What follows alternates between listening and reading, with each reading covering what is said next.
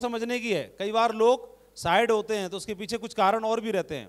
इस धरती पर ऐसा बहुत कुछ है जो हमारे लिए अमृत समान है। बहुत सारी चीजें ऐसी होती हैं, सेम चीज एक के लिए अमृत है लेकिन दूसरे के लिए वो जहर हो जाती है। दूसरे एक के लिए गुणकारी है, औषधि है, पर इस धरती पर ऐसे कुछ जीव हैं उनके लिए वही अमृत क्या बन जाता है, विष बन जाता है। जैसे आयुर्वेद में और मेडिकल साइंस में शहद को अमृत माना गया है, हाँ कि ना? लेकिन आश्चर्य की बात है कि शहद को कुत्ता चाट ले तो मर जाता है, लेकिन शहद तो खराब तो नहीं है, लेकिन शहद आदमी के लिए क्या है, वरदान है।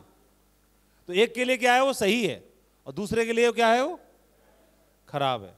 ऐसे ही गाय के घी को आयुर्वेद और मेडिकल साइंस क्या मानती है, औषधि गुणों का भंडार मानती है।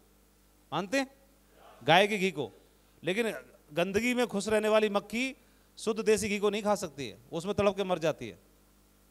इसका मतलब एक के लिए आयुर्वेदिक है, औषधि है, लेकिन दूसरे के लिए क्या है, वो जहर है। ऐसे ही आयुर्वेद में मिश्री को भी औषधि गुण माना गया है, मिष्ठान माना गया है। मिश्री होती है, लेकिन गधे को खिला दो तो गधे का काम तमाम हो जाता है। तो अब किसी के लिए तो वो सब कुछ है, लेकिन दूसरे के लिए क्या है, वो सूट नहीं करेगी उसको। ऐसे ही नीम के पेड़ पे लगने वाली पकी हुई निमोली में कई रोगों को हरने की ताकत होती है, औषधि गुण होते हैं, है ना, उत्तम औषधि मानते हैं। लेकिन नीम के पेड़ पे रहने वाला रात दिन काऊ काऊ करने वाला कौवा अगर उसको खा ले तो सीधा टन टनाटन टन टन टारा हो जाएगा उसका। समझ में आ रही है? तो एक के लिए वो बढ़िया है, लेकिन दूसरे के लिए टन टनाटन टन टन टारा है। समझ में आ रहा है कि नहीं आ रहा है? इसी प्रकार से सेब सौंफ हमारे लिए औषधि है, गाय के शुद्ध घी की तरह और शहद की तरह, मिश्री की तरह मीठी है, लेकिन कोई दूसरा अनाड़ी आ जाए उसका काम टनटनाटा टनटनटारा इसमें हो जाता है, वो निकल लेता है यहां से, उसके बस की बात नहीं है। इसका मतलब खराब नहीं है। अगर आप बताओ क्या मिश्री खराब है, क्या गाय का घी खराब है? तो खराब तो नहीं है, लेकिन दूसरे को सूट नहीं कर रहा। तो कई और लोग इसमें आ जाते हैं, उनको सूट नहीं करती तो उनको डर के मारे भागना पड़ता है। तो इसका मतलब सेब सब खराब नहीं हो जाती। इसलिए दमदारी के साथ में लगे रहना है, काम करना है। कच्चे लोग जीवन में सफल नहीं होते, कच्चे लोग जीवन में सफल नहीं होते। जीवन में कई बार लालच आएगा, लोभ आएगा, लालच आएगा, बार बार मिलेगा। ये बोलेगा यहां पे तू लगा पड़ा है 4 साल से, मेरे संग आ जा, तेरे को आज ही आते ही एमराल्ड बना देंगे। मैं छोटे लेवल पे था, मेरे को आया बंदा, माधव जी आपसे मिलना है। मैंने बताओ हमारी कंपनी आपको एक स्कॉर्पियो गिफ्ट करना चाहती है। मैंने अच्छा, तुम कौन सी गाड़ी से आए हो? बोला मैं इंडिका से आया हूं। मैं तेरे को नहीं की अभी तक? मैं तेरे को नहीं की, तू तो मेरा सीनियर है, तेरे से नहीं वो मतलब नहीं, मेरे को तो नहीं की, मेरे लेकिन आपको करेगी। मैं को सुन, अभी जिस गली से आया उसी से निकल ले, पतली गली से। कैसी बात कर रहे हो? फिर पहली बात, मैंने उस समय भी सेब सॉप को थैंक यू बोला। मैंने वाह भाई वाह सेब सॉप। मैं सेब सॉप में काम करके बढ़िया चेक नहीं आ रहे तो भी काम करने से इतनी वैल्यू है हमारी मार्केट वैल्यू कि दूसरी कंपनियां स्कॉर्पियो दे रही हैं। वाह भी सेब सॉप को मानना तो पड़ेगा, सेब सॉप में दम तो है। साला उसमें जो काम कर रहे हैं उसको इंडिका भी नहीं मिल रही, हम सेब सॉप में काम करके चेक नहीं आ रहे फिर भी स्कॉर्पियो मिल रही है। मैं बोला अभी कुछ दिन कर लिया तो ये हाल है, अगर इसको 10-20 साल कर लिया तो साला आने वाले टाइम में क्या वैल्यू बनने वाली है। जो बोलता है सेब सॉप के बंदे को कि चल तू हमारे यहाँ आ जा, तेरी एक लेग में 3000 की टीम दे देंगे, इसका मतलब सेब सॉप का टाइगर है, और सेब सॉप का टाइगर यहाँ फेल है। फेल होने के बावजूद भी उसकी मार्केट वैल्यू इतनी है कि दूसरी जगह पर उसको ये सब कुछ देने का लालच दिया जा रहा है। कहा समझे बाबू? हाँ, कुछ समझ में आ रहा है कि नहीं आ रहा है? तो ये वैल्यू किसकी वजह से? वो दूसरे को जाके क्यों नहीं दे रहा लालच, जो गली में घूम रहा है? आपको क्यों बोल रहा है? गली में घूम रहा है उसको क्यों नहीं दे रहा जाकर के? वो जानता है कि सही जगह इसका पालन पोषण हुआ है, सही जगह पर इसका पालन पोषण हुआ है, अच्छी संस्कार मिले इनको, अच्छी जगह पर पालन पोषण हुआ है। और जो अच्छी जगह पर पालन पोषण होता है, यहाँ पर कुछ IIT कॉलेज ऐसे हैं हमारे देश में जिनकी विदेश में दुनिया में बहुत डिमांड है। यहाँ किसी ने अगर इंजीनियरिंग की तो पूरी दुनिया में उनकी डिमांड रहती है।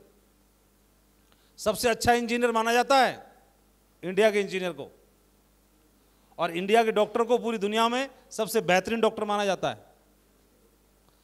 और आने वाले टाइम में इंडिया के नेटवर्कर को पूरी दुनिया में सबसे बेहतरीन नेटवर्कर माना जाएगा। सबसे ज्यादा डिमांड होती है, कहा समझे? हैं? अरे तुम तब सफल नहीं हो तब मार्केट वैल्यू इतनी ज्यादा है, कुछ कर लोगे तो जय जयकार होती रहेगी। तो जीवन में लोभ और लालच बार बार आएंगे। तो एक बात चोर आवेगा एक दिन, चोर आवेगा एक दिन, चोर आएगा कि मेरी चोर कंपनी में आ जाओ। आवेगा एक दिन, चोर आवेगा एक दिन, कार्ड आवेगा।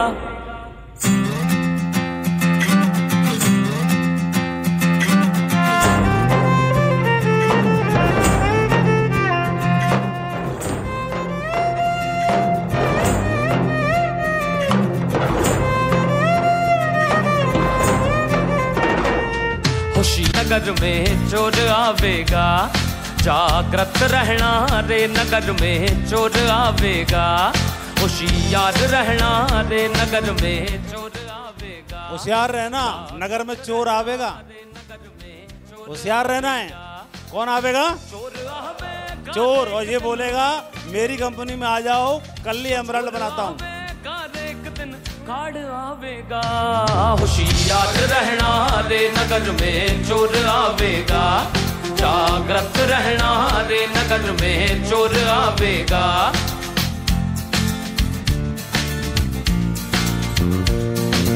तीर तोप तलवार न बरछे, ना बंदूक चलावेगा।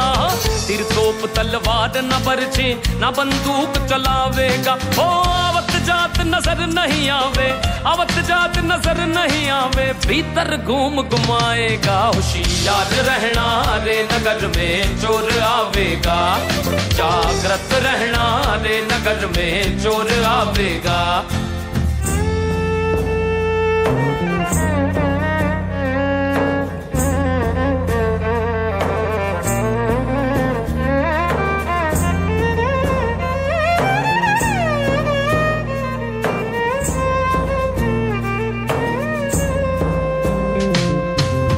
नहीं तोड़ के ला नहीं फोड़े, ना कोई रूप दिखावेगा।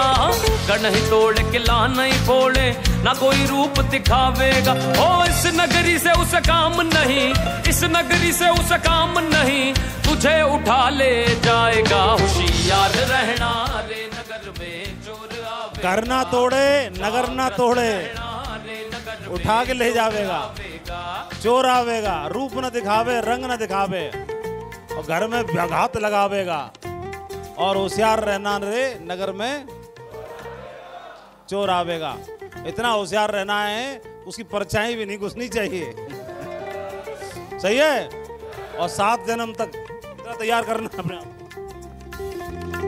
पैसा जिसके पीछे इंसान बड़ी बुरी तरह भाग रहा है।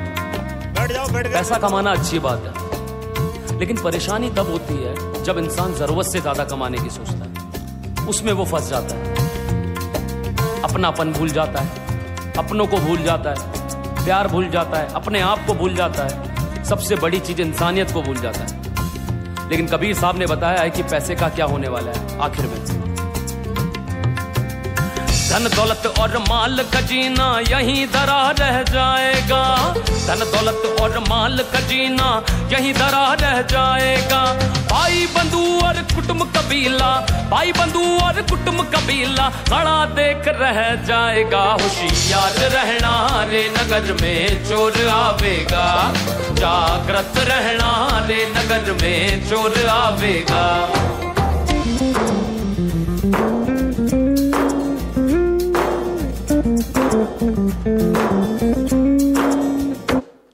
तो जीवन में लोभ और लालच बार बार आएंगे, लेकिन देख लेना कि जो लोभ और लालच दिया जा रहा है आपको, वो आपका वजूद कहाँ से बना है, किस वजह से दिया जा रहा है। और ऐसे लोगों को क्यों नहीं दिया जा रहा जिन्होंने काम नहीं किया। ऐसे लोगों को क्यों नहीं दिया जा रहा, पहले क्यों नहीं दिया गया, इससे पहले क्यों नहीं दिया गया। ये समझने की आवश्यकता है। और लोग लालच में आ जाते हैं।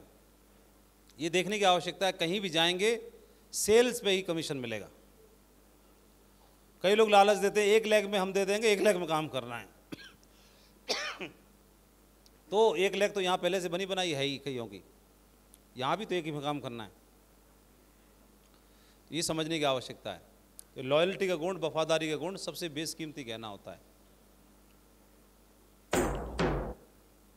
तो इस पे हमें काम करना है। कुछ क्लियर हो रहा है? आपको समझ में आ रहा है? तो ये सबसे बड़ा महत्वपूर्ण गुण है हमारा।